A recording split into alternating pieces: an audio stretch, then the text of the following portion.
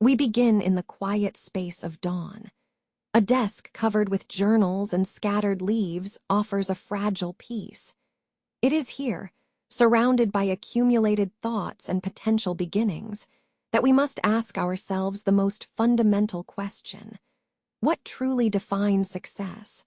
We are often trained to believe that success wears the polished armor of wealth, that it is measured in titles and grand achievements. But if we examine closely, these external markers feel hollow, temporary, like leaves blown away by a sudden, indifferent wind. Think about the core of your daily struggle. Is it the pursuit of something for its own sake? Or is it a desperate chase after an illusion crafted by society? For too long, we have mistakenly conflated achievement with fulfillment. We mistake motion for direction, believing that merely staying busy constitutes progress toward some predetermined state of happiness. The true metric, I propose, lies not in the balance of your bank account or the applause of strangers. It is measured by alignment. Alignment means recognizing the deep resonance between what you value within yourself and how you choose to spend your time and energy in the outer world. When your actions are misaligned with your deepest truth, there is a constant friction, a subtle but persistent ache that no promotion or windfall can ever soothe. This morning, let us silence the noise of expectation. Let us treat this moment not as an end point, but as an inquiry, an investigation into the self that resides beneath layers of obligation and external performance. We must strip away the superficial trappings of a successful life, the perfect LinkedIn profile, the corner office view, the curated social media feed, to find the foundational core. What remains? That is where your real value lies. The journey toward this inner alignment requires both brutal honesty and profound patience. It demands that we stop performing for an imagined audience. We must accept that defining success is not a destination to be reached. It is a continuous process of refinement, a gentle conversation with one's own conscience. We are conditioned from childhood to believe that purpose must be monumental, that we must wait for the grand calling, the single, inevitable revelation that dictates our entire path. But this mythology is both crippling and inaccurate. The grand calling does not arrive wrapped in glory. It often starts as a quiet curiosity, an inconvenient interest, or a minor dissatisfaction with the status quo. The deepest form of success is simply showing up authentically. It is waking up every day and making the deliberate choice to operate in alignment with your core values, even when those choices are difficult, unprofitable, or misunderstood by others. This realization changes everything. The effort shifts from acquiring external validations to cultivating internal integrity. We learn that our greatest professional calling is not a career, but rather the mastery of self, the ability to be a thoughtful, deliberate, and resilient version of ourselves in the face of constant uncertainty. Consider the quiet power found in simply doing something well, simply showing up honestly. This early morning desk is not merely a place of work. It is a sanctuary for reflection. It reminds us that before we can build an external life of meaning, we must first excavate the internal landscape. We must understand what makes our spirit feel genuinely nourished and what drains it into a slow, exhausting depletion. The initial questions are simple. What do I truly care about when nobody is watching? And am I allowing those gentle sparks of genuine interest to guide my hand?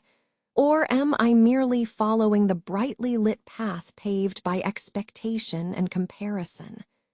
The silent commitment made at this desk today is a promise to live proactively, not reactively.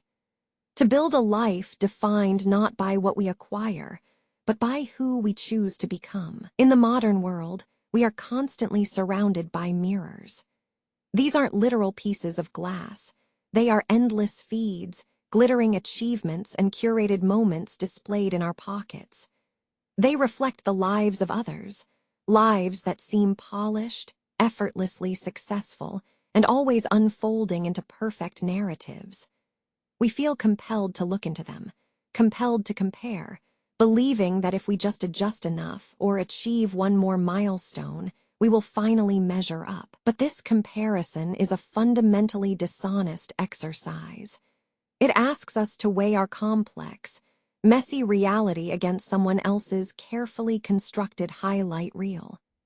The trap of comparison operates on a beautiful but cruel illusion, the belief that life is a quantifiable commodity, something measurable by status symbols or public accolades. We confuse visibility with validity. We think that because we can see another person's summit, our own ascent must be incomplete or perhaps even failing. Consider the journey of any truly meaningful endeavor. It is never linear. It is not a straight shot up a mountain face. It is more like wandering through a vast forest. There are moments of breakthrough clarity, yes, but there are also periods of thick fog, of stumbling over roots, and of simply walking in silence, unsure of the path ahead. When we compare our internal map, our doubts, our slow learning curves, our private failures, to someone else's published itinerary, their promotions, their travels, their perfect family life, we are doing something fundamentally unfair to ourselves. We are comparing the rough draft of our existence with the finished chapter of theirs. The true challenge, therefore, is recognizing that every human story is unique, written in a different dialect, at a wildly varying pace. There is no universal timeline for fulfillment. The metrics we accept from society, the corner office by age 30, the marriage before 40, are merely arbitrary cultural constructs, useful only until they become shackles. We must learn to dismantle this inner critic that speaks only in comparative terms. This voice whispers, "You are not enough. You haven't done what X person has accomplished." It suggests that our worth is conditional upon external validation, on the approval of anonymous scrolling peers. But self-worth, true dignity, cannot be rented from an algorithm or earned through the imitation of others' successes. It must be cultivated internally, like a slow, patient garden, nurtured by attention to its own unique soil and sunlight. The comparison trap thrives on scarcity. It suggests that if one person succeeds, there is less room for success available for us. This mindset is exhausting because it forces us into perpetual competition rather than allowing us the quiet peace of independent creation. Instead, we must pivot our focus entirely inward. The only comparative standard worth adopting is the self-respect we show ourselves. Are we honoring our own needs?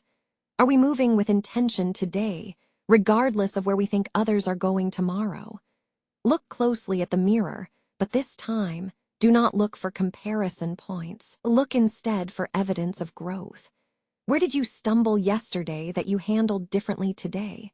What quiet moment of learning, a realization in a book, a conversation with an elder, a simple act of patience, is something you would not have known last month?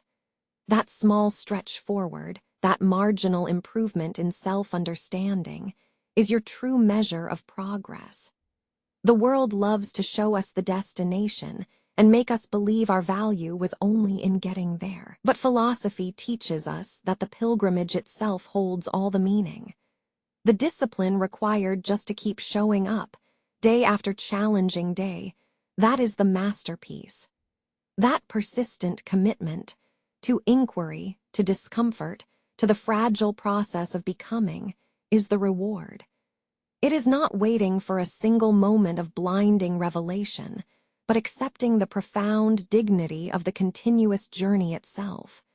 We must give ourselves permission to be imperfectly in progress, to own our messy detours and understand that they are not failures, but simply necessary chapters toward wisdom. Only when we stop gazing into the reflected glory of others can we finally see the unique and irreplaceable beauty shining from within our own hands. We have spent time considering what success truly means. We looked away from the glittering promises of comparison and remembered that our journey is uniquely our own. But deep within this quiet reflection, a persistent question echoes. Where do we anchor our efforts? What determines the true meaning of good work or even successful living? The temptation, it seems, is to obsess over the destination, the outcome. We build entire self-worth narratives around future accolades, titles, or rewards that might never materialize. This focus creates a profound and often paralyzing anxiety. We treat effort as a means to an end, believing that only the perfect result justifies the struggle of today's action. We are taught a story of meritocracy. Work hard enough, and success will follow. This narrative is compelling because it offers control. It suggests that if we just optimize our strategies or increase our hours, we can guarantee a specific reward down the line. Yet this belief system carries a dangerous flaw. It blinds us to the richness and inherent value of the action itself. By making effort merely a payment for an unknown outcome, we diminish the quality of the present moment. The wisdom of antiquity offers us a profound corrective. The understanding that true mastery lies in separating what is within our immediate control from those forces that remain stubbornly external. We can meticulously plan, dedicate ourselves fully, and execute with unwavering focus. These acts constitute our effort. Our choices, our discipline, our willingness to learn something difficult. These are the internal victories we possess absolutely. Conversely, the actual results of our labor, whether a project is accepted, whether a relationship endures, or how the market shifts, are governed by forces beyond our direct command. To live trapped in the anticipation of outcome is to live perpetually 1/4 of a mile away from where you actually are. You spend your energy looking ahead at mountains that may not exist, worrying about storms that might only gather on someone else's horizon. This constant extrapolation depletes us. We operate in deficit mode, always striving, yet never quite arriving because the finish line keeps moving. The Stoics understood this fundamental division with extraordinary clarity. They did not preach resignation, they preached focus. They taught us to engage completely with the task at hand, accepting it simply as a task requiring our best intellectual and physical effort. The value shifts from what will I get to how fully am I giving myself right now. Consider the potter. His skill is not measured by whether every pot he fires in the kiln survives intact. It is measured by the careful centering of the clay, the precise shaping of the vessel, and the steady patience required to work with a pliable medium. The success of the wheel spin does not negate the quality of his touch. If the final product cracks or warps, the failure belongs to external variables.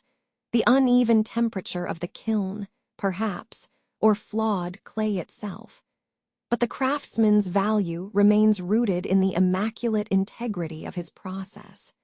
The challenge for us, therefore, is a mental reorientation. We must cultivate a radical appreciation for process over product. We must develop the inner discipline to derive satisfaction from the act of striving, the dedicated learning, the rigorous practice, the moral choice made moment by moment, rather than waiting for external validation that promises fulfillment only upon delivery. This means redefining success itself. Success is not a final portrait hanging on the wall. It is the steady accumulation of virtuous efforts. It is waking up and choosing to do the difficult thing, even when you cannot see a clear path or guarantee any reward. It is meeting a challenge with discipline, trusting your preparation, and accepting that sometimes Simply giving your best effort is itself enough reason for profound satisfaction. To anchor yourself in the immediate effort is to reclaim your peace. When we cease desperately trying to control the outcome, a remarkable sense of spaciousness emerges. We shed the crushing weight of what if. Our minds become clearer because they are no longer engaged in complex calculations of probability and consequence that lead nowhere. They settle into the pure act of being present. This shift is not easy. It requires us to confront deeply ingrained societal conditioning, which tells us nothing good comes for free, that everything requires a quantifiable return. But look at this garden again, not as a place to prove something, but simply as a place to breathe and observe. The flower does not force its beauty upon the air. It merely exists in its full, necessary bloom. We must learn to be more like the flower, dedicating our resources, energy, and attention entirely to the unfolding of the moment itself, confident that inherent value does not require external permission. We often imagine purpose as a beacon, a single magnificent flare waiting for us at the end of a long, arduous journey. We wait for the moment when the curtain rises and whispers our true vocation into existence. We are taught to believe that great lives belong only to those who receive their calling, a destiny bestowed by fate or revealed in some mystical flash of insight. This expectation creates an enormous pressure, doesn't it? A paralyzing tension built on the premise that if we are not yet standing at the foot of our grand purpose, then we must be failing. We feel like apprentices forever awaiting the moment they can finally claim their true station. But what if this entire framework is a beautifully constructed myth? What if the calling itself is merely an incredibly compelling story we tell ourselves about success? The mythology around finding one's singular purpose is perhaps one of the most damaging forces in modern life. It turns our daily existence into a tunnel vision search for something spectacular, forcing us to dismiss the profound lessons found in the quiet routine of ordinary days. We are conditioned to believe that meaning must arrive fully formed, like an artifact unearthed from ancient ruins, perfect and undeniable. This thought process suggests that until we achieve this one grand purpose, our current efforts, the reliable effort, the steady learning, the diligent show-up, are somehow fundamentally pointless. It diminishes the profound value of simply being committed to improvement for its own sake. Consider the lives lived in steady craftsmanship. The stonemason who dedicates his life to shaping stone does not wake up one day and declare that stone shaping is my destiny. He begins by selecting a tool, and then he selects the next piece of stone. His purpose is inherent in the action, in the commitment to excellence within the immediate task. It is a dedication built through repetition and refinement, a slow accrual of mastery. To treat one's life like an archaeological dig, constantly excavating for that single definitive truth, leads only to exhaustion and perpetual dissatisfaction. Instead, we must adopt a philosophical shift, understanding purpose not as a destination point, but as the very act of moving deliberately. Purpose is not something you find. It is something you construct day by day through your choices and actions. Think about the river, for instance. Does the river wait for an ocean to fully realize its worth? No. Its purpose is simply defined by gravity, by its current path. It moves forward regardless of where it believes true fulfillment lies. Its continuous action defines its being. Similarly, our sense of meaning should be derived from the integrity of our actions in the present moment, not from a mythical endpoint. The greatest misconception we face is the belief that meaning must possess immediate grandeur. We dismiss jobs that are reliable but unexciting because they lack immediate romantic pull. We neglect skills that require years of tedious practice because their reward seems too slow or modest compared to a sudden, dramatic breakthrough.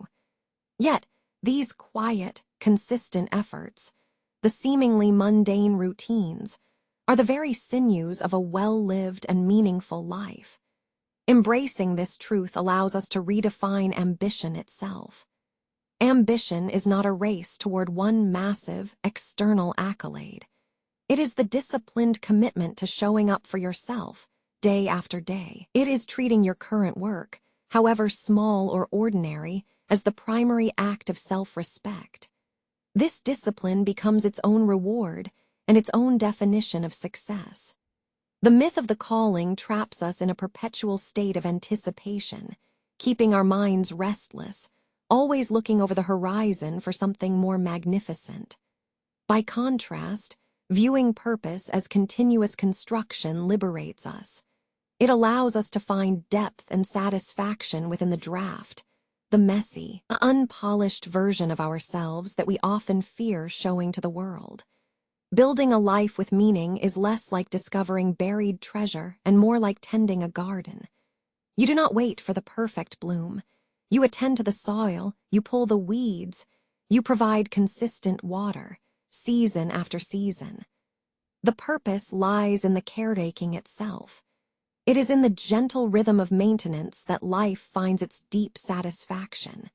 Therefore, let us stop waiting for the great revelation. Let us simply choose the next right action and execute it with full presence, recognizing that this steady accumulation of effort is our most profound calling. We have spent time considering grand notions of purpose. We have debated the myths of calling and comparison. We learned that true progress is not measured by external accolades, but by the steady accumulation of effort itself. But this journey does not end in some dramatic epiphany. Instead, it leads us to a profound simplicity, the mastery of the immediate moment. This simple truth, perhaps the most difficult one to accept, is that life is built, breath by breath, action by action. The enormity of the meaning of life can feel like an impossible mountain to climb, leaving us paralyzed at the base. We search for a panoramic view, believing that only when we see the entire landscape will we know our next step.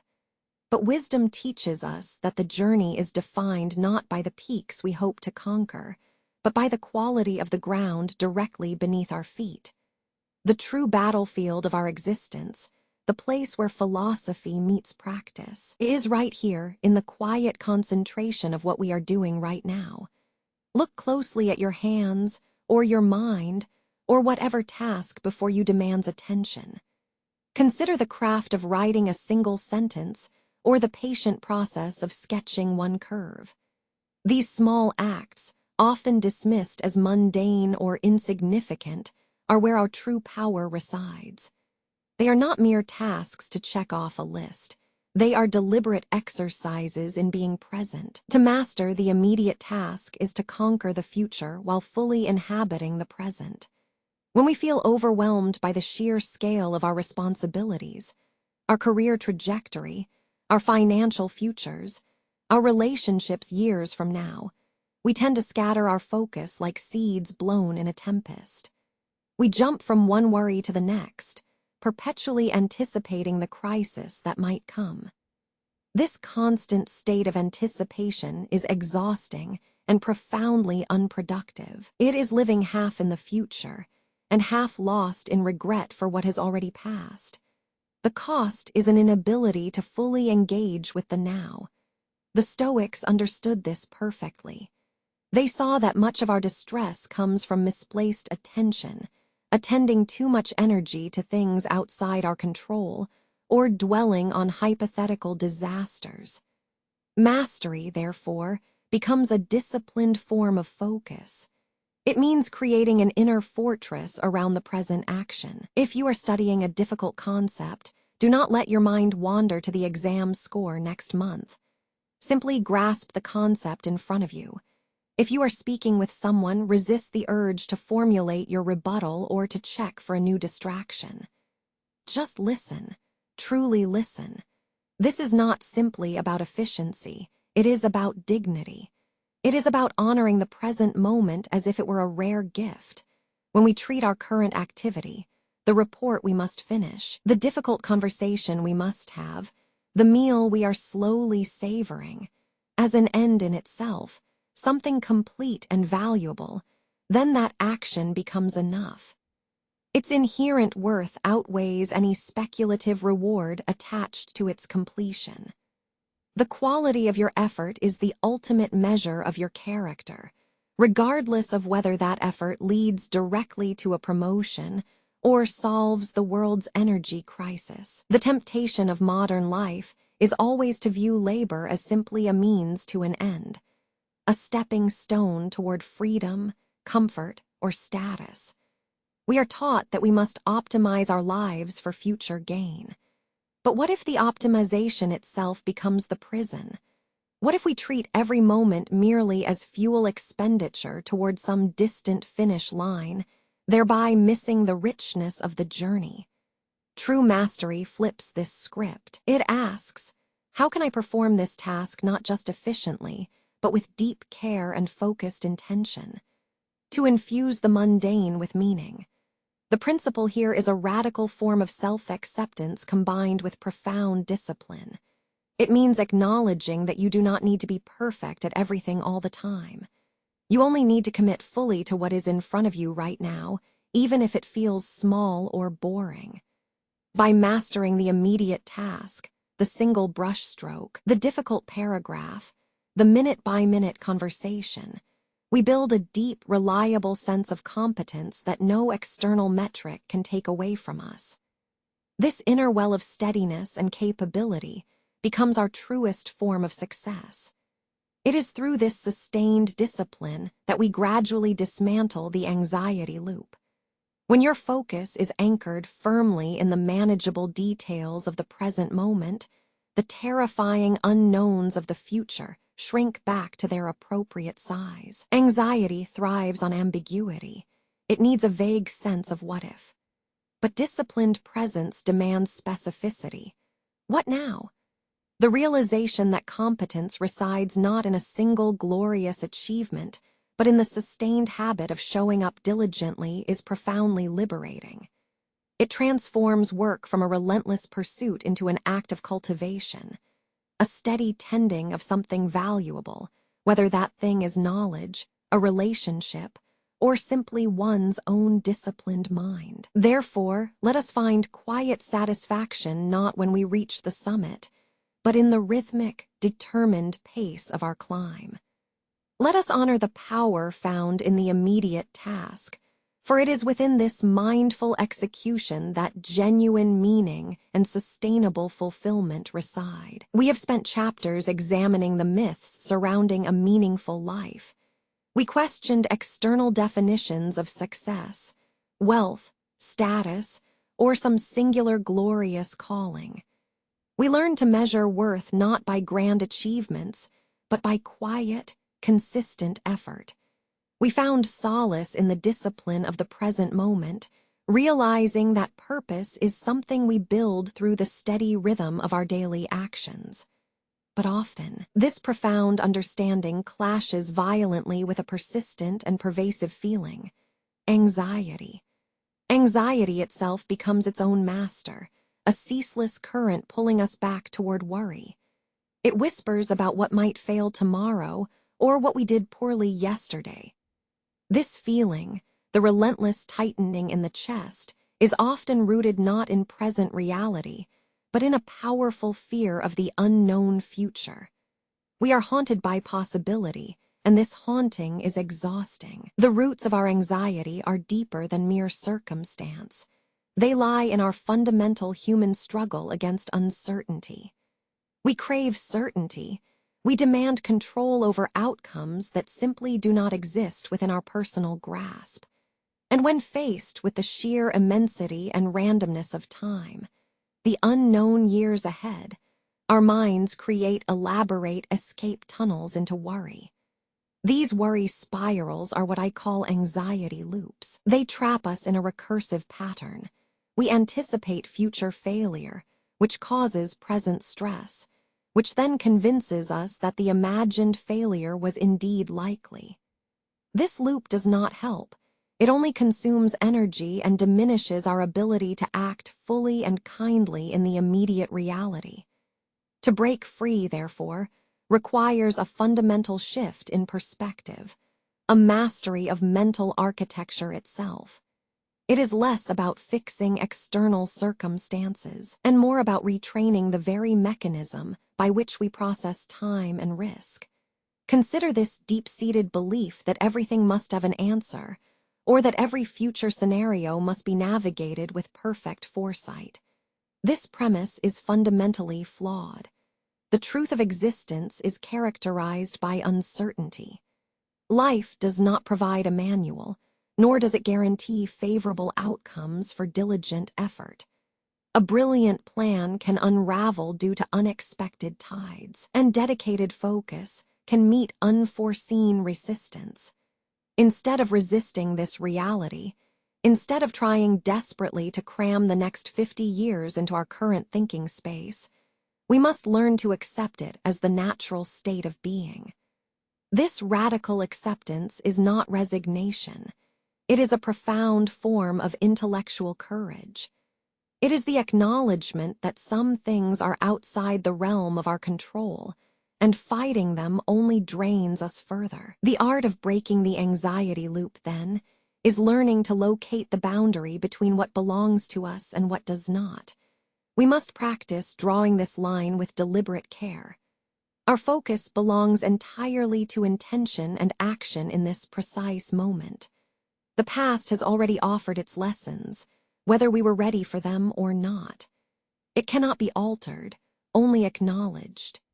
And the future, no matter how vivid or terrifying it appears in our troubled minds, is merely potential energy. It does not exist yet. It exists only as a thought pattern.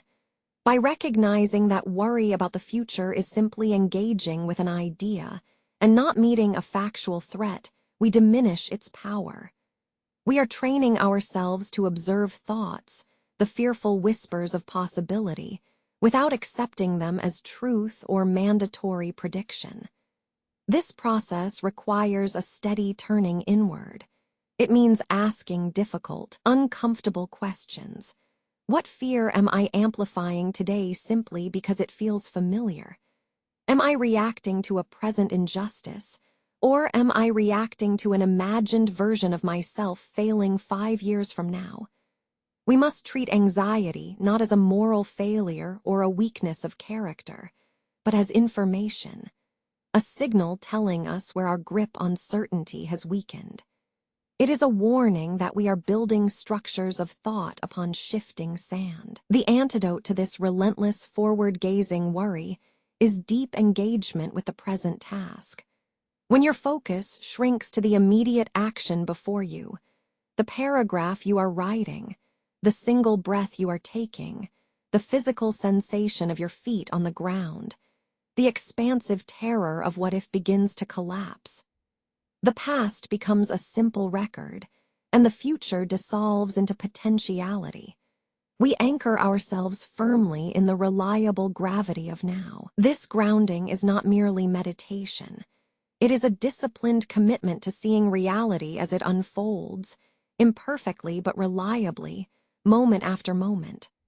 Think of your life like a vast landscape viewed through fog. Worry makes us look only at the densest pockets of mist, the impending danger, the lost opportunity. But when we force ourselves to step out into the clear air of the present breath, we realize that the world continues, indifferent and steady, even if it remains partially veiled by the natural mystery of time. The anxiety loop tells you, proceed with caution, something terrible is coming. The disciplined mind responds, I acknowledge your concern, but my action right now, this one moment, is governed by virtue, care, and presence. This assertion of self-authority over our own mental processes is perhaps the greatest skill we can cultivate. The goal is not to become free of worry entirely. That would be unrealistic and even undesirable. Instead, the aim is competence in the face of uncertainty. It is about moving from being a passive victim of passing thoughts to becoming an active observer of one's own internal landscape. We learn to observe the anxiety spiral with the dispassionate wisdom of a seasoned philosopher. I see this thought pattern occurring. I recognize its form, but I do not accept it as fact. And in that small moment of intellectual distance, we find the freedom to choose our next action. This radical act of choosing, the choice to anchor, the choice to observe, the choice to simply begin again with the discipline of a fresh breath, is how we break the chain of worry and reclaim the spaciousness of genuine living. If we have traversed the myths of purpose and the illusion of instant mastery, what remains? We are left with a stark choice, a choice between two vastly different definitions of value. One is defined by the applause of others, measured in titles, salaries, and grand public appearances. The other is measured by something far more quiet, more enduring, the disciplined stewardship of our own time. If the journey of self-discovery has taught us that true success is not defined by external accolades or visible achievements, but rather by quiet alignment and dedicated effort, then we must now confront the things that actively disrupt that peace. We have learned to measure our worth not against others, nor solely by grand outcomes, but through the disciplined commitment of showing up every day. But even with this inner compass calibrated, the world still pulls us in 1,000 different directions. It whispers promises of novelty, obligations of convenience, and expectations we never truly agreed to uphold. These demands are not inherently bad. They are simply requests that take our focus, drain our finite energy, and dilute our precious time. The greatest frontier of personal discipline, therefore, is learning what to reject. It is the mastery of omission. We must become skilled at the art of saying no. We have spent time examining the traps of comparison, the tyranny of waiting for a grand calling, and the power required to draw boundaries. But we must now confront perhaps the most pervasive and insidious enemy of genuine action, the pursuit of flawless perfection. The desire for perfection is a noble sentiment at its core. It speaks to a deep respect for quality and craft. Yet, when this aspiration hardens into an absolute demand, the need for everything to be perfect before it can begin, or released, or even shown, it transforms into a profound paralysis. It becomes not a path toward excellence, but an elaborate form of masterful procrastination. Think about the blank page. Every writer faces that initial intimidation. The mind demands a flawless opening line, a chapter so brilliant that it proves the author's innate genius. The hand hovers over the desk, weighted by the impossible burden of perfection. This feeling is deeply familiar to any soul who seeks meaningful output. The entrepreneur staring at the prototype, convinced it must be museum grade before being shown. The artist standing before a canvas, fearing the first stroke will betray their vision. We learn to mistake the potential for permanence. We treat our early attempts, our rough drafts, our initial concepts, our learning curves, as evidence of failure, when in truth, they are simply evidence of progress. This is where we misunderstand what creation truly is. It is not a singular, magical act of illumination that strikes one at the moment of readiness. Instead, it is an ugly, messy accumulation of moments, a daily chipping away at unrefined thought. The root problem with perfectionism is that it requires immunity from feedback. A perfect thing, we convince ourselves, should withstand scrutiny without falter. But nothing in life, no great work, no profound relationship, no carefully planned career trajectory, is invulnerable to the messy reality of human interaction and imperfect circumstance. To accept imperfection is not to surrender to mediocrity. It is rather to engage with a disciplined realism. It is acknowledging that iteration is not a flaw, but the essential mechanism of growth itself. The first draft exists solely for the purpose of existence. It must exist at all. Its purpose is merely to be messy enough so that refinement can begin. Consider the great masters who built their skills. They did not leap from novice genius to finished artwork. Their journey was characterized by countless mistakes, poorly realized sketches, and discarded failures. Each imperfection etched into their early work served as a necessary map, showing where the self had wandered astray, and thus pointing the way back toward understanding. We must learn that the value lies not in the final polished gem, but in the raw material of the process, the unrefined ore waiting to be worked. When we fear starting because we cannot guarantee perfection, we are actually exchanging immediate action for a false promise of future flawlessness. The cost of this internal barrier is immense: missed opportunities, paralyzing self-doubt, and a perpetual state of near-readiness that never arrives. We live in the elegant prison built by the concept of absolute readiness. What we need to cultivate is an attitude of disciplined incompleteness. This means giving oneself permission to be raw. It means showing up to the task, not requiring it to be flawless, but simply completed. It means embracing the knowledge that the very roughness of your initial effort will give you more data, more information about what needs correction and strengthening, than a lifetime spent merely worrying about that perfection. This acceptance is liberating. When we allow ourselves to be imperfect drafts in our own lives, when we accept the wrong turns, the awkward attempts at connection, or the half-finished projects, we dramatically reduce the psychological weight we carry. We replace the paralyzing fear of critique with the simple hum of sustained activity. Embracing imperfection, therefore, is not an emotional capitulation. It is a strategic professional discipline. It is the realization that motion, even if clumsy, always conquers stasis, no matter how beautifully planned its trajectory might be. The most meaningful work often begins ugly, a jarring first step into unknown territory, and only through that visible imperfection does the necessary momentum build toward genuine mastery. Let this become your mantra. Finished is better than perfect. Start before you feel ready. Create without expecting divine guidance. Allow the current iteration of yourself to be seen, knowing that visibility itself is the highest form of growth. The journey unfolds in drafts, and the draft holds all the promise of becoming something real. We have spent these chapters dissecting the grand myths surrounding a life well lived. We questioned status. We challenged the pursuit of the single great purpose, and we learned to find meaning in the relentless discipline of showing up for the simple task at hand.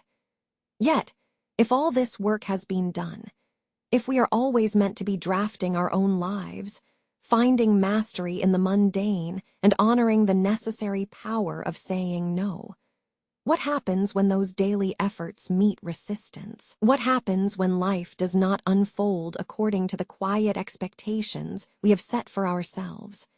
The greatest truth about human endeavor is that the path forward is seldom a straight line. It is a winding, difficult terrain marked by inevitable stumbles and sudden disappointments. We must confront the harsh reality of failure. The world often portrays success as an upward curve. Consistent effort leads inevitably to greater achievement, but life rarely paints such a neat picture. True dedication can be met with unexpected rejection. The careful boundaries we set can be ignored. The diligent efforts we put forth in mastering a skill might result in stagnation, not ascent. There will be moments, and every path of genuine self-discovery contains them, when we feel the ground giving way beneath us. When the meticulously planned effort suddenly yields nothing but dust. In these moments, our minds instinctively seek an explanation for the discomfort. We ask, did I try too little? Was my focus incorrect? Was the failure a reflection of who I truly am? This tendency to localize blame, to believe that a setback reveals some fundamental flaw within our character or worth, is perhaps the most potent trap we must learn to dismantle.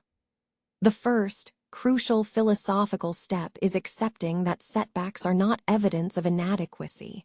They are simply data points. They are temporary conditions of existence. We have been taught to admire resilience. But what does it truly mean? It is a word we use easily, yet rarely do we examine its deep meaning. Resilience is often misunderstood as merely the ability to bounce back after a fall. That suggests movement, a simple physical return to baseline. Yet, true philosophical resilience is far more complex and profound. It is not simply about returning to who you were before the blow. It is about integrating what was broken so that you can become stronger, or at least different, from what you were. Think of the ancient philosopher and the sculptor. The marble block does not return to being merely a block when struck by the chisel. It changes forever. Its flaws are removed, but in their place is something newly formed, bearing the marks of its struggle. Resilience is that active process of reforming oneself through resistance. It is realizing that suffering itself, the sting of failure, the disappointment of lost time, is not a punishment to be endured, but raw material for transformation. The deepest source of anxiety regarding achievement comes from clinging to an idealized vision of ourselves. We build up images in our minds. The perfectly successful professional, the effortlessly fulfilled artist, the person who always knows exactly what to do next. When reality inevitably deviates from this perfect internal script, we panic. The disappointment is not simply with the external outcome. It is with the misalignment between the ideal self and the struggling reality. This requires a fundamental recalibration of expectation.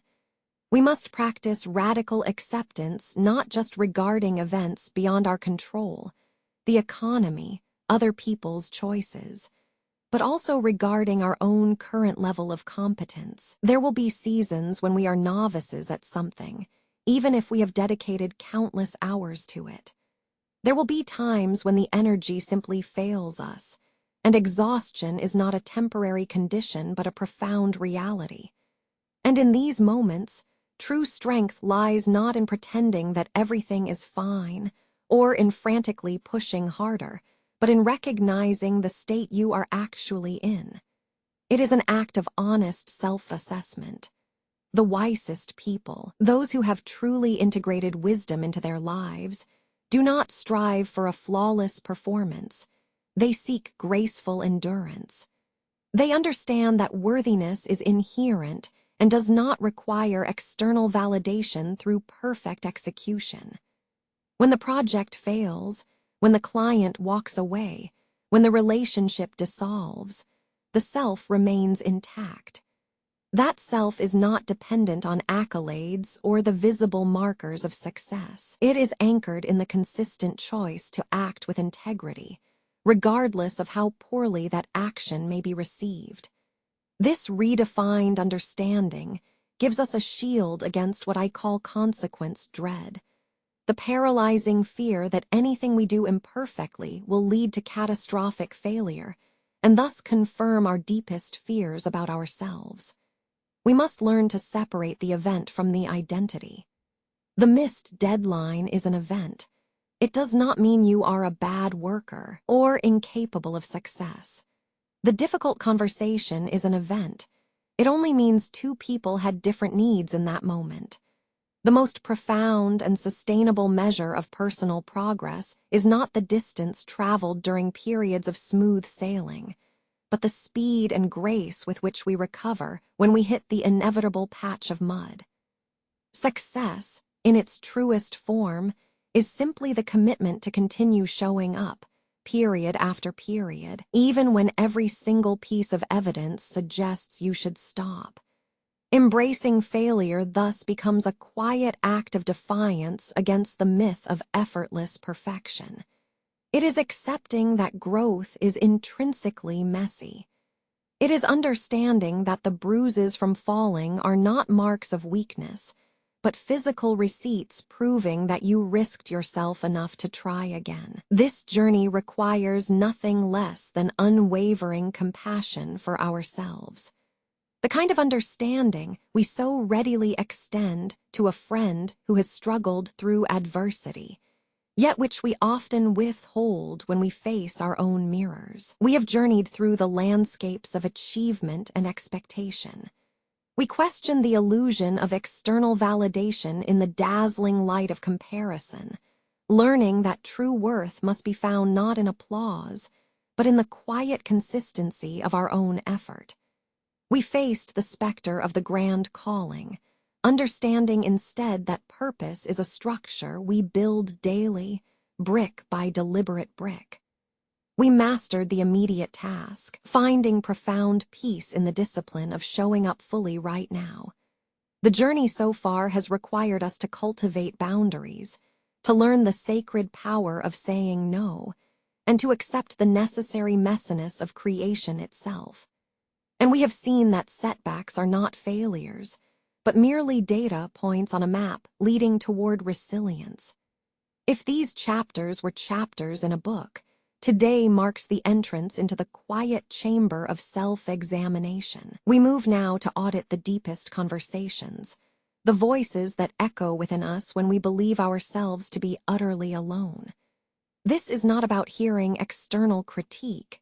It is an internal investigation into our very core narratives.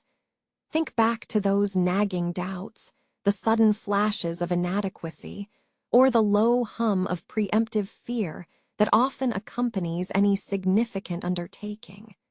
These are the voices I speak of. The human mind is a marvelous engine, but sometimes its most powerful function becomes its greatest weakness: self-criticism. We have all heard it whisper in the dead quiet of 2 a.m., whispering doubts about our intelligence, our capacity, or whether we were ever worthy enough to begin in the first place. These internal dialogues sound incredibly real, almost factual. They possess a persuasive cadence, suggesting that if we slow down, they will present a perfect argument for why we must stop trying. We have spent so long treating these inner voices as gospel, as undisputed truths about our character or our future potential. But what if they are not facts at all? What if they are merely hypotheses? The ancient philosophers taught us to view the mind's chatter with a profound degree of skepticism. They taught us that just because a thought arises, it does not mean it is true. And just because we think something repeatedly, it does not mean it holds immutable reality. The inner dialogue audit is fundamentally an act of radical intellectual detachment from our own stream of consciousness. It asks us to step back and become the observer of our thoughts, rather than being swept away by them. Imagine a river flowing through your mind. Usually, you are standing within the current, getting pulled along by every strong idea, every critical undertow. The audit requires us to stand on the bank, watching the water flow, observing the shape and speed of each thought without believing in its message. The content of these inner critiques is often deeply interwoven with fear. Fear of disappointing others, fear of wasting time, fear of not being enough. These fears are projections. They are imagined failures attached to an unlived future. When we analyze them under the cold light of logic and philosophical detachment, we begin to see their seams, the artifice upon which they are built. This audit demands a rigorous process of reframing. Reframing is not simply thinking positively. It is understanding the underlying structure of the thought itself. It means asking critical questions when the inner critic speaks. What evidence do I have for this claim? Is this fear rooted in today's reality, or is it an assumption based on a past discomfort? Is this certainty absolute, or is it merely comfort? The disciplined practice involves identifying the core belief that triggers the negative loop.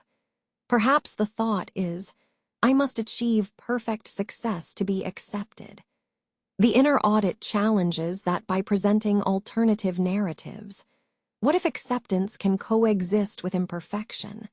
What if my worth is intrinsic, unrelated to any external achievement or metric of success? The consequence of this continuous self-inquiry is a profound shift in authority. We move from being subjects controlled by our emotional responses and inherited anxieties to becoming disciplined architects of our own mental landscape. We gain the space between the stimulus, the thought, and the response, the reaction. This small vacuum of time and awareness is where true freedom resides. It requires immense patience, for the critical voice is deeply ingrained, powerful, and often comforting because it feels familiar. It speaks the language of habit, but by consistently questioning its premise, we begin to starve it. We teach ourselves that these whispers are not prophecies. They are simply neural pathways firing, echoes in a vast mental chamber. And over time, the volume lowers. The grip loosens. The goal is not silence, for a fully active mind must always process and observe. The goal is clarity. It is finding the calm voice underneath the storm of self-doubt. This inner dialogue audit is perhaps the most disciplined work we will ever undertake. It is the tireless, loving commitment to acknowledging ourselves in our absolute raw form, flaws, magnificent potential, and all the messy truth between. And only when we silence that internal judge can we truly proceed with grace and build a life aligned not with expectation, but with authentic self-governance. This profound quiet is where lasting power resides. We have spent chapters exploring the monumental nature of success, the need to distinguish effort from outcome, to recognize that purpose is not found, but built through the persistent act of showing up. We learn to silence the demanding voices of comparison and to honor the delicate power of a boundary, a disciplined no. But all these insights, all this intellectual rigor, face a physical reality. The most profound philosophical understanding in the world cannot compensate for exhaustion. You cannot simply will away chronic fatigue or emotional depletion.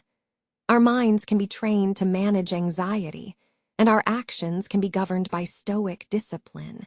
Yet if the vessel itself is empty, the journey grinds to an abrupt halt.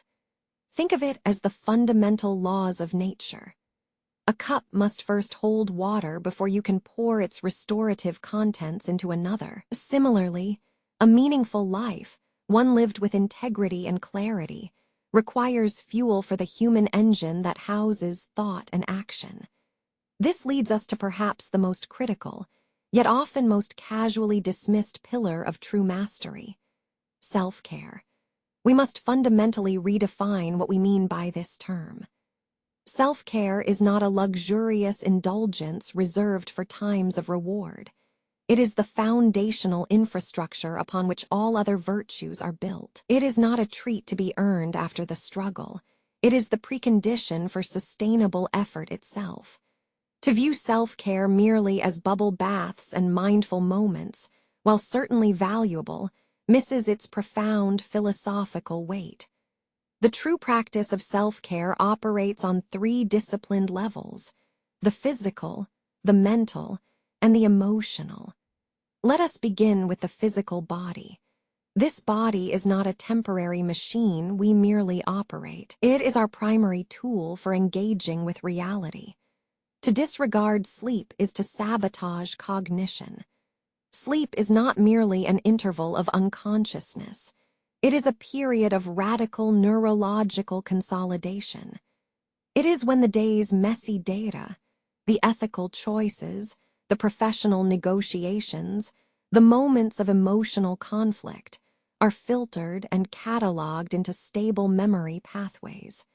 If we chronically deny ourselves this deep rest, our ability to process complex information collapses, leading not just to fatigue, but to poor judgment, impaired emotional regulation, and a diminished capacity for sustained focus. The same applies to sustenance. We treat food as a mere fuel source or, worse, an emotional crutch. But scientifically and philosophically, it is the precise input that dictates the quality of our thought life. We must approach nourishment with the disciplined respect due to any vital resource. The mental self-care, therefore, is about actively managing the immense weight of modern information overload. Our minds are constantly subjected to endless streams of external data, notifications, headlines, infinite scrolling. This relentless intake creates a state of what we might call cognitive inflammation. It keeps our attention fragmented and leaves us intellectually scattered. True mental care involves establishing deliberate boundaries around our attention. This means practicing digital sobriety, not just deleting apps, but fundamentally rethinking where and how we allow our focus to wander.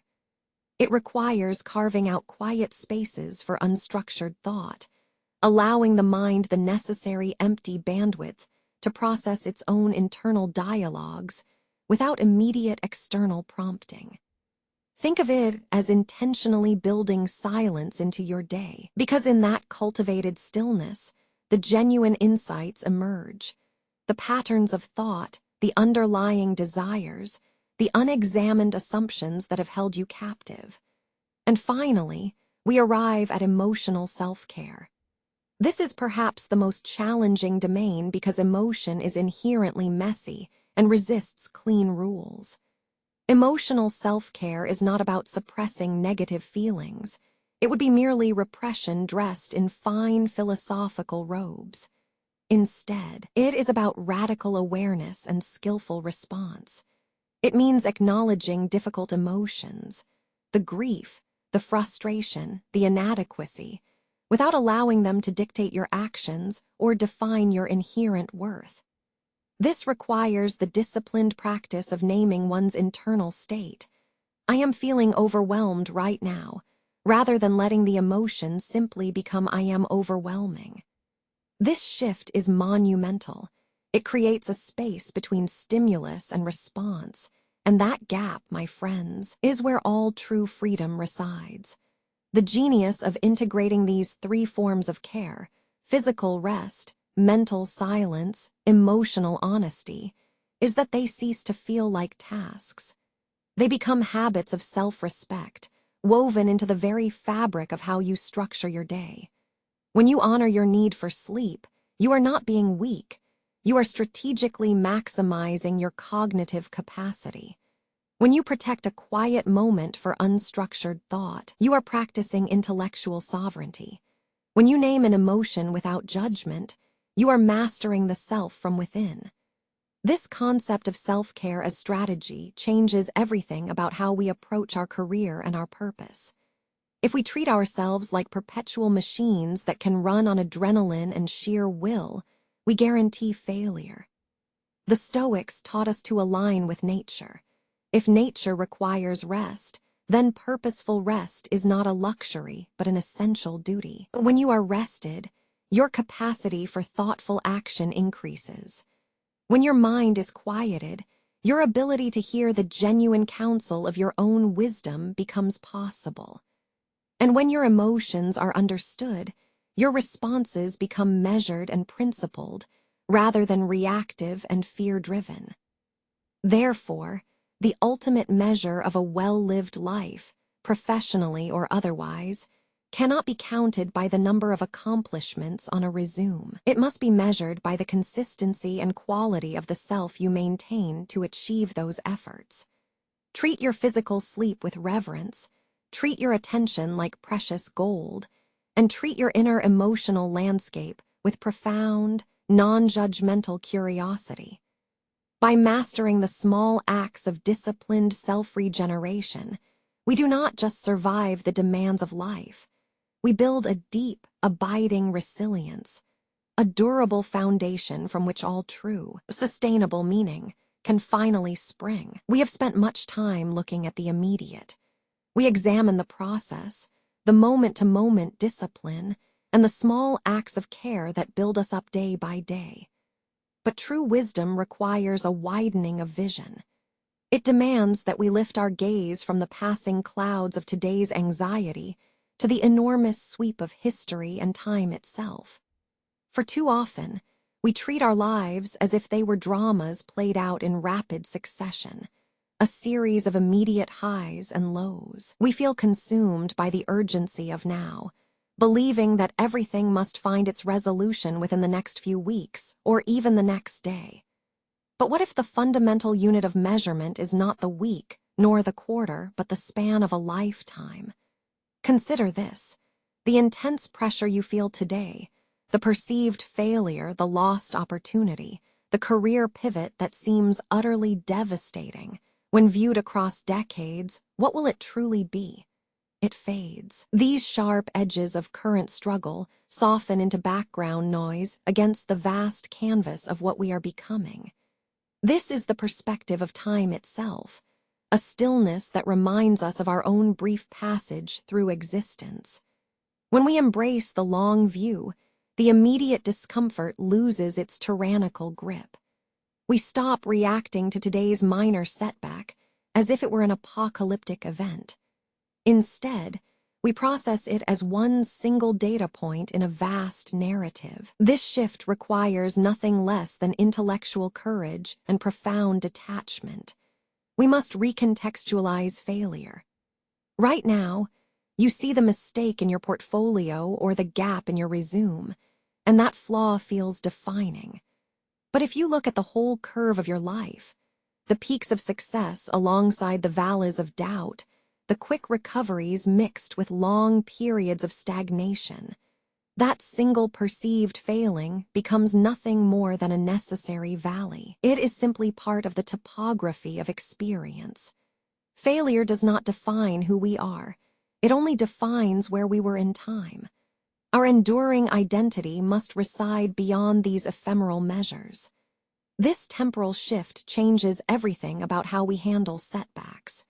If we accept that the ultimate judge of our effort will be the span of years, rather than the next quarterly review, then the stakes drop dramatically and in a liberating way. It allows us to adopt the discipline of sustained curiosity over feverish urgency. Instead of asking, "What do I need to achieve by next year?" we must ask a deeper question: what kind of character do I want to cultivate across my entire life journey? This is where purpose transcends mere career advice. It becomes an ethical commitment to growth. The successful life, viewed through the long lens, is not one characterized by constant vertical ascent, but by consistent horizontal expansion, a steady widening of compassion, knowledge, and inner peace. The goal shifts from accumulation of money, status, or accolades to accretion, the gradual, continuous buildup of virtue and self-understanding. Many people are trapped in a cycle of immediate gratification and quick fixes. They chase the shiny object thinking that today's minor success will somehow erase yesterday's struggle. But the enduring truths are slow to build and slow to realize. Profound wisdom takes generations, not months. Genuine mastery requires the patient dedication of an artisan who knows that the perfect piece cannot be rushed, no matter how desperate the market demands it. The long view also forces us into a state of powerful humility. We realize how little we actually know, and how many variables exist outside our direct control. This realization is not depressing. It is profoundly freeing. Instead of building brittle identities based on perceived competence, "I am valuable because I achieved X," We build resilient selves anchored in intrinsic capability. I value my capacity to observe, adapt, and continue learning. This temporal detachment gives us the superpower of non-attachment. When we know that today's worry will matter little a decade from now, we can afford to respond with grace. We can disentangle our immediate emotional reaction from our long-term ethical commitment. Anxiety feeds on the illusion of immediate finality. The only antidote is the persistent knowledge that time remains infinite enough for us to make adjustments, to learn more, and to simply wait and become. So let us adopt this panoramic gaze. Do not judge today's efforts by tomorrow's potential reward. Judge them only by their integrity in the moment they were enacted. Are you showing up fully? Are you acting with intention, regardless of outcome? Focus on being a good steward of your time and attention across the span of years. Nurture the slow growth. Build the deep roots. For it is only when we understand our place within the sweeping current of history that we find not just direction, but enduring peace. This perspective is a lifetime investment in self-respect. We have journeyed through the myths of purpose and the traps of comparison. We learned that true mastery is not a destination awaiting us, but an act of disciplined care performed right here, in this present moment. What remains now, then, after all this inquiry, is not another complex theory to absorb or a massive life overhaul to execute. Instead, it must be reduced to the simplest choice, the one habit that sustains itself through the daily grind. The greatest wisdom often speaks with remarkable simplicity. It whispers that profound change does not begin with grand gestures, but with subtle adjustments to our daily routine, the kind of micro-disciplines we rarely give ourselves credit for. This is where philosophy meets practicality. The most ambitious plans, the sprawling career trajectories drawn up in ink and ambition, will inevitably fail if they are not anchored by a foundation of unwavering self-discipline. Think of these habits not as restrictions, but as acts of profound permission. They are permissions to be present, permissions to be thoughtful, permissions to choose integrity when it is difficult. The foundational act we must commit to is establishing radical consistency. We talk about resilience, yet true resilience is merely the cumulative effect of countless small, seemingly insignificant choices made correctly day after day. It is the power of the slow burn over the sudden explosion. These simple acts become the scaffolding for a life built on self-respect. Consider the discipline of reading, not just consuming information, but committing to it as an act of intellectual humility. When we approach books or deep learning, we are not seeking quick answers. We are cultivating the capacity to hold uncertainty. We are training our minds to remain open, even when what we read contradicts deeply held beliefs. This practice reminds us that growth requires acknowledging what we do not yet know. Next, there is the necessity of structured reflection. Our thoughts are wild things. They rush in like a torrent during the day. Concerns about tomorrow, regrets about yesterday, judgments on others. Reflection is simply pausing to step back from that current and observing it without judgment. It is asking oneself this simple question: what did I choose to believe today, and what was the evidence for that belief? This practice pulls us out of reactive living and anchors us in self-authority. And finally, there is the commitment to physical stillness and movement. The mind, when overworked by anxiety or external demands, forgets its most primal need: connection with the physical self. We must treat our bodies as the primary instruments of our consciousness. This means honoring sleep not as a luxury we can afford when work is done, but as an active duty of cognitive maintenance. It requires moving simply, a walk, a stretch, not for fitness points, but to quiet the noise and reconnect with the rhythm of breath. These simple habits are interconnected. They do not exist in isolation. The disciplined act of reading fuels the deep reflection. The reflective clarity dictates how we treat our physical energy. When all three pillars are steady, they create a stable platform from which genuine action can emerge. This is our final action plan. Build the self before you build the career. The core advice, therefore, is not to pivot industries or write a definitive 5-year plan. It is to become exquisitely aware of the small moments, the 15 minutes before sleep when the world goes silent, the first 20 pages of an intimidating book, the morning walk where we simply observe the light changing on a stone. These simple rituals are our daily defiance against chaos.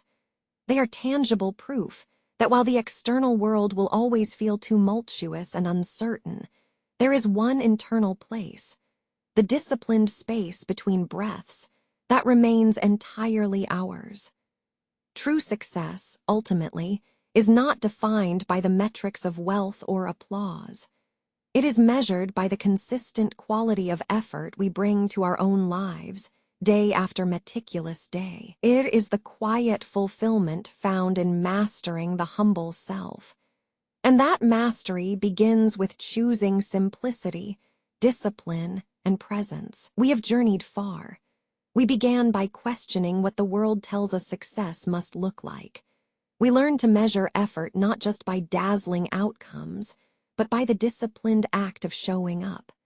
We wrestled with comparison and the false promise of a singular calling. If we are honest, much of our anxiety stems from looking too far ahead or looking sideways at others. The mind is an extraordinary place, but it can also be its own harshest critic. Consider the weight we have placed on grand moments, the promotion, the launch, the perfect finished product. We treat these milestones as proof of inherent worth. Yet, if we look back at all the lives that truly flourished, what do they share? It is not a single moment of genius or sudden wealth. It is something far quieter, much harder to see: consistency. The greatest wisdom rarely arrives with fanfare. It often settles in quietly, like dust motes catching the morning sun on an empty desk. It requires us to redefine what beginning actually means. The beginning is not a dramatic launch. It is merely the simple, resolute act of starting again today, right where you are. The most difficult truth we must accept is that mastery is not a summit reached in one vertical leap. It is an accretion of small, unremarkable steps taken day after day. It is choosing presence over anticipation. When we were taught to aim for the magnificent finale, we trained ourselves to neglect the painstaking labor of the middle chapters. The days when no accolades arrive, when the effort feels invisible, and when our progress seems laughably slow. The modern pace demands constant, visible evidence of forward motion. This pressure creates a narrative loop where if we are not visibly accelerating, we feel like we must be regressing. We mistake busyness for actual productivity. We mistake attention-seeking for genuine contribution. To truly embrace the quiet beginning means adopting an almost radical skepticism toward grand pronouncements about careers, about destiny, about perfect self-realization. It asks us to become deeply comfortable with being adequate, with being learning, with being messy. Because perfectionism, as we discovered, is often just fear disguised in expensive packaging. The true work lies in the daily ritual of showing up for yourself and for your task. This requires what I call an architecture of attention. It means deciding where you will spend your limited capacity to care. Are you spending it on rehearsing conversations that never happen, on scrolling through curated lives that do not reflect reality? Or are you spending it deeply inside the immediate matter at hand? The discipline shifts from mastering large, intimidating projects to mastering tiny segments of time. It is about giving undivided attention to washing a dish, reading a single paragraph, or structuring one difficult sentence. These small acts accumulate mental muscle and reinforce self-trust. This quiet beginning, therefore, is not a lull before the next big challenge. It is its own stable foundation. It is recognizing that stability does not come from external forces, not from a perfect job title, nor from a grand mentor's endorsement. It comes from the internal covenant we make with ourselves.